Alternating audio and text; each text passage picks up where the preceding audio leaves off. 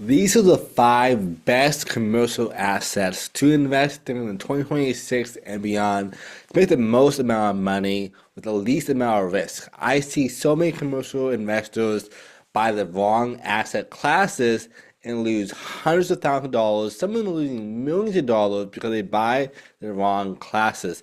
My real estate team has done $1.6 billion in transactions over the past few years, and these are the five I focus on the most with myself and my clients, get the best returns every single time. Hey, I'm Jordan Super. I'm one of the top agents in all of America, and especially here in Austin, Texas. We help people like you every single day get the best deals with the least amount of risk and understand completely how to make sure that happens every single time. And I'm going to break down for you the five best commercial assets to invest in. Now, you're probably hearing this, you're already pretty savvy with real estate investing, commercial real estate. You're probably thinking, well, Jordan, there's only five classes, which is true. There's five main classes. However, there's around 12 to 15 or more subcategories and classes of the assets. Now, those 12 to 15, these are the five best ones out there. And I'm going to break down for you each class of those five and tell you the pros and cons on both of them and how to get started as well, and so much more. But without further ado, I'm going to show you real fast. This for those who are super brand new to commercial real estate investing, we have five main classes. The first main class is multifamily. Multifamily is going to be, as it sounds, apartment complexes, duplexes, fourplexes, quadplexes. Technically, to me, anything below 4 units and lower, it's not really commercial real estate, it's single family still. So 5 and up in this case would be all point for multifamily. You have a student housing if it's like a bulk, complex as well for them too. And plus single and assisted living areas as well. Those are also pretty good too, depending on the time of the year and what you'll try and do for your returns. Number two is office. Again, keep in mind, these are not the five best asset classes, these are the five overall main asset categories of these main awkward ones. Offices, as it sounds, this is high rises, mid housing, office places, co-working, medical centers, all the places like that. It's gonna be like a big office setting. Number three on our list, which is also, I think, one of the worst ones, in my opinion, to invest in, depending on what you're doing, is going to be retail. Retail is going to be the restaurants, it's going to be the strip centers, and strip malls is interesting. I'm going to hold on this later on, but like those can be good and bad depending on the market you're in. If it's like a really small town like San Antonio, for example, these places will die off super quickly. It happens all the time. So like those are hard assets. This is why I'm making this video. Power centers, malls, not retail. Those are all big ones for that. Number four is industrial. Industrial is going to be warehouses, distribution centers, flex areas. Manufacturing is a big one as well for these cold storages, not the same as storage units, facilities, data centers. Now, industrials can obviously be a good investment if it's like in tangent with your business. So if you're like, hey, I own a business and we do a lot of shipping and we need to have like a data center for this kind of activities for like processing, yeah, this is a good one. But if you're overall trying to get the best returns like a regular commercial investor, stay tuned because these five of all these main ones help you the most. And then one of my favorite ones, besides obviously multifamily, is going to be our special purposes.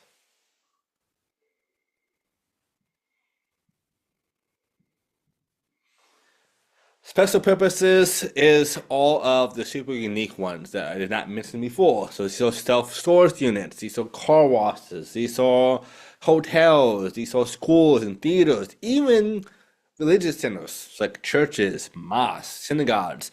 Those are also special purposes.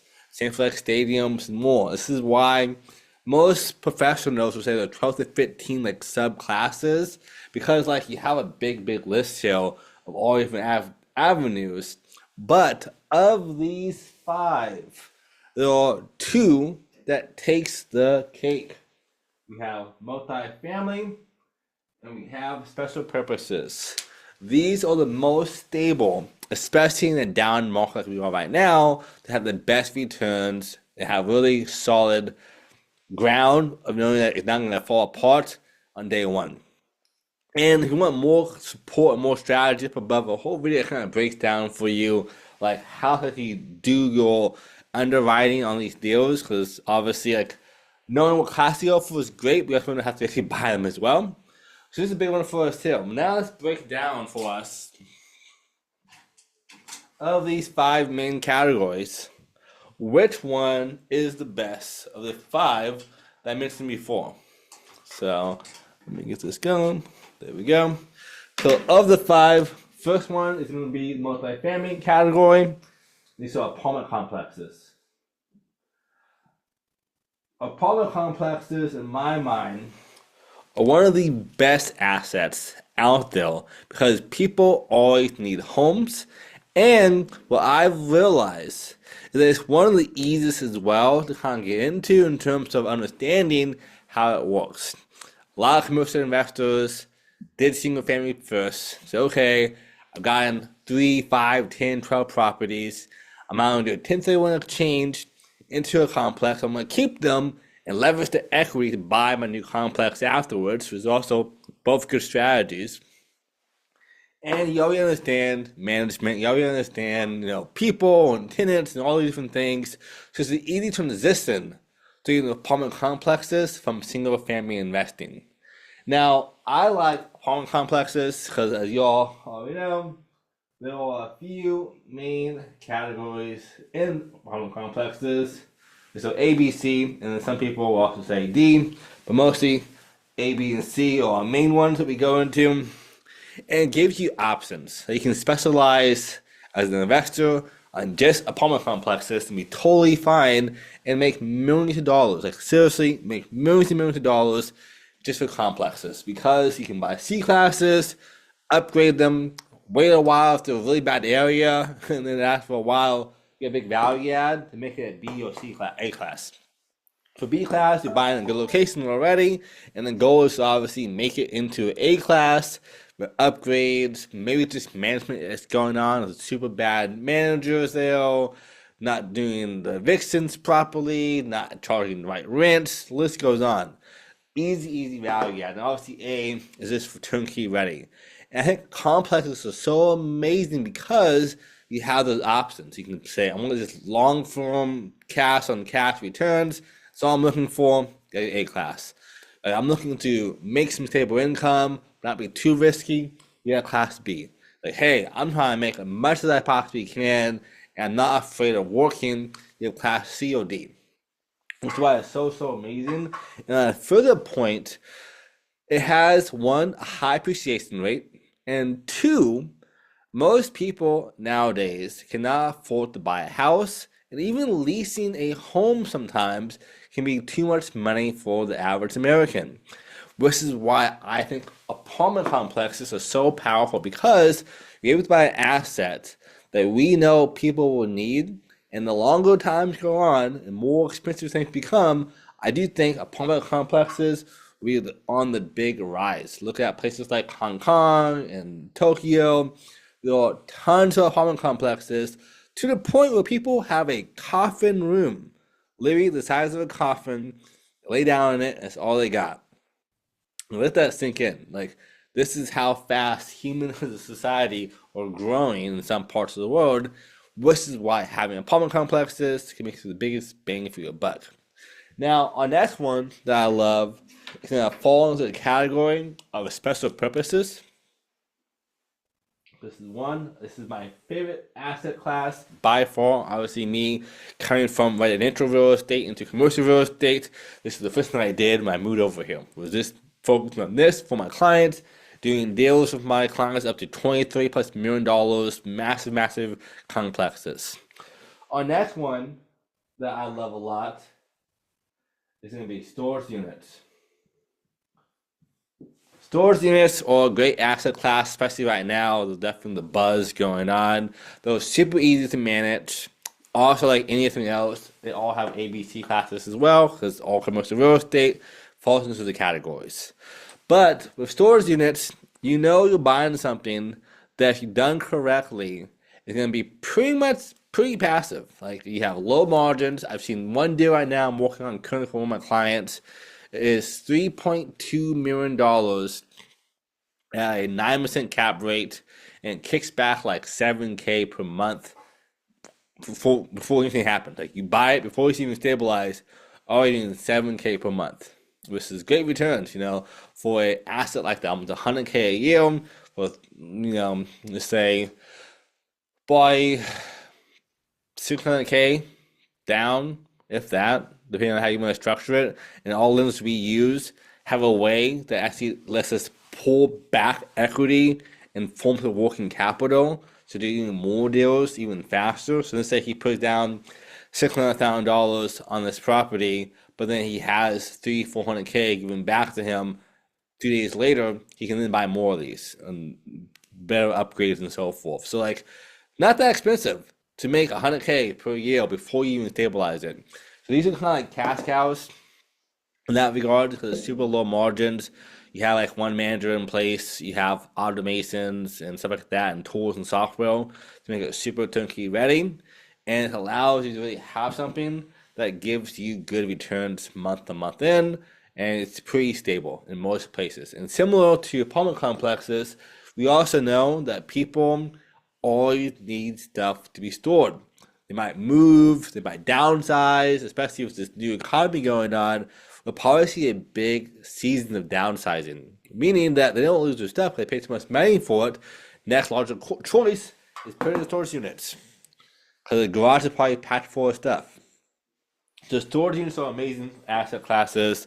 Getting 7 to 12% cap rates on day one is possible. I would say 6 to 10% is probably the most like common thing you'll find, depending on what you're looking at. For my clients, we're looking like mostly Texas and like Missouri are the two big hotspots for us currently because there's non-climate control, which is less margins as well. So again, depends on your goals in that regard. But again, also massive value add can do too. A lot of times it's just management.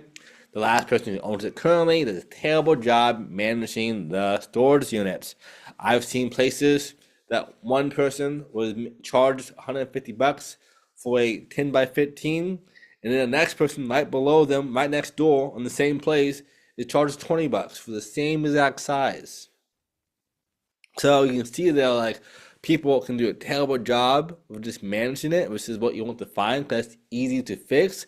And of course, if you buy a property, a storage unit for $1 million, and it has an NOI of 100K, which is a 10% cap rate, and your margins are 60K per year you're making or 40K per year you're making, but you can get them to all go from $20 to $150 on a stabilized rent, now it's making you 80K per year, double the income, and all you did was just reinforce have that good management going on in place, have a good property manager there as well, and make sure people are auto-paid it too.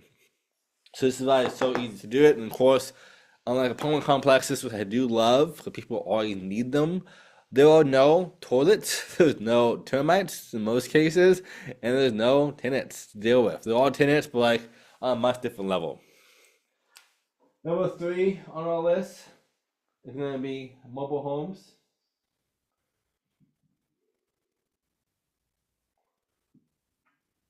Mobile home parks are great cash cows as well. Pretty similar to a kind of hybrid of these two kind of combined. Mobile homes are good because it's going to be just mostly cash flow. And like, you have some irrigation systems to deal with, electrical, plumbing, and so forth. So you can make sure when you do due diligence, you're being super aggressive on your inspection period to make sure nothing pops up later on and breaks the whole deal apart from you. But for the most part, people will spend tons and tons of money on these places to live, and it's low overhead because again, a lot of times you can do it two ways. You can either own all the mobile homes themselves, or you can give them plots to have themselves as well, kind of like a leasing area for them. That's even less overhead, kind of like an RV park in that regards. So they're all ways to really maximize what's going on and your returns that situation. So I do think mobile home parks are good.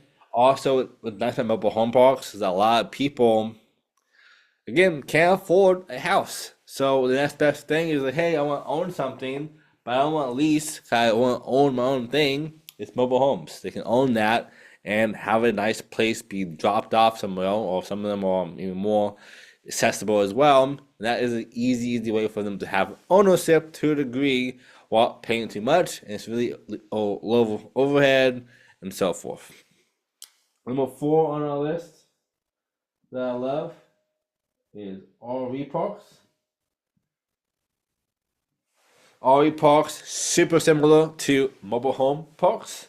It's going to be as it sounds. You buy a plot of land just for RV. Now, the thing that most people don't understand though about RV parks is that the goal is actually not the cash from the RV parks. I think they're amazing to have because you're making money every single month, similar to you doing like a mobile home park returns. But on the bonus side, this is just a placeholder for you to have until you can build on it.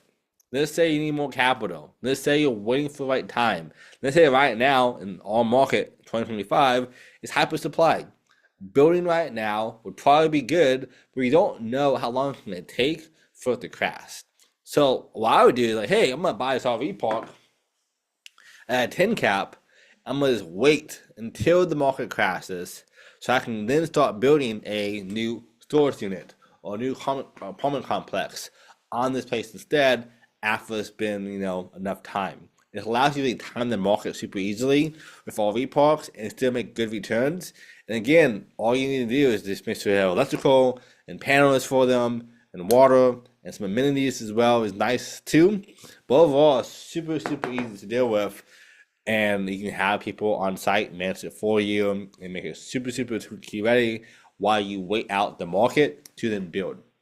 And the last one, number 5, is also special purposes, but it is really similar to apartment complexes, which is hotels. My 2 favorite of these are hotels, apartment complexes, and then storage units. And I like these 2 as well, but I feel like if I'm already investing in mobile homes and RV parks, I might just go for apartment complexes or hotels instead. Hotels will get excellent choice as well. Similar to apartment complexes, you have different classes and you make it resort style on the beach. The range of prices is super far and wide.